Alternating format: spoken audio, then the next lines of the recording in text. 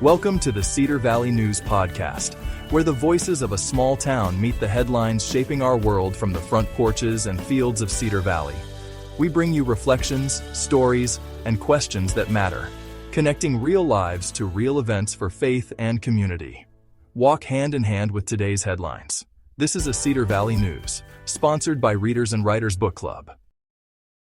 Greetings.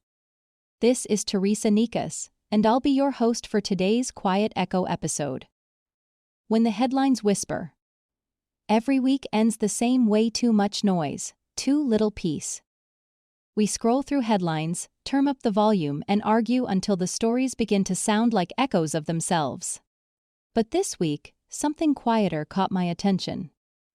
Beneath all the shouting, I started to hear a question, soft but steady, asking, what happens when we stop shouting long enough to listen? Across the country, the latest uproar centered on education reform. Parents, teachers, and lawmakers squared off again, each convinced they were fighting for the children.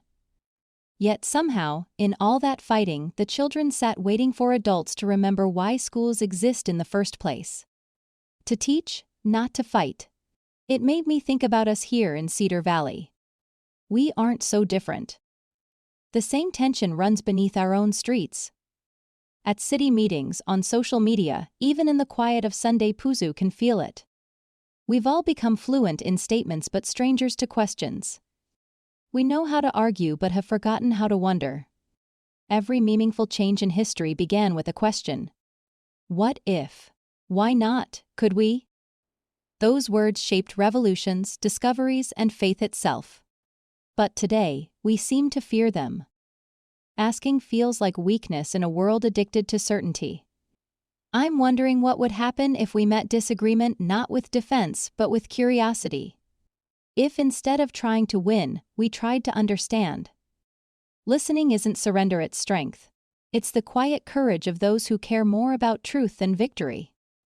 Maybe healing doesn't begin in courtrooms or capitals. Maybe it starts right here in a coffee shop, a classroom, a living room where someone brave enough to listen sits across from someone brave enough to speak. It's not dramatic. It's not loud. But it's where hearts change. The world's noise won't stop on its own. But you and I can turn it down. We can choose to hear the whisper beneath the shouting. Because maybe, just maybe, that whisper is where wisdom waits. And when we learn to listen again, perhaps we'll finally remember what it means to be human. From all of us here in Cedar Valley, I'm Teresa Nikas. You've been listening to Quiet Questions, part of Quiet Echo, a Cedar Valley News podcast. You can find more episodes on Apple Podcasts, Spotify, YouTube, and Podcastle. Until next time, listen for the quiet. It has more to say than the noise ever will.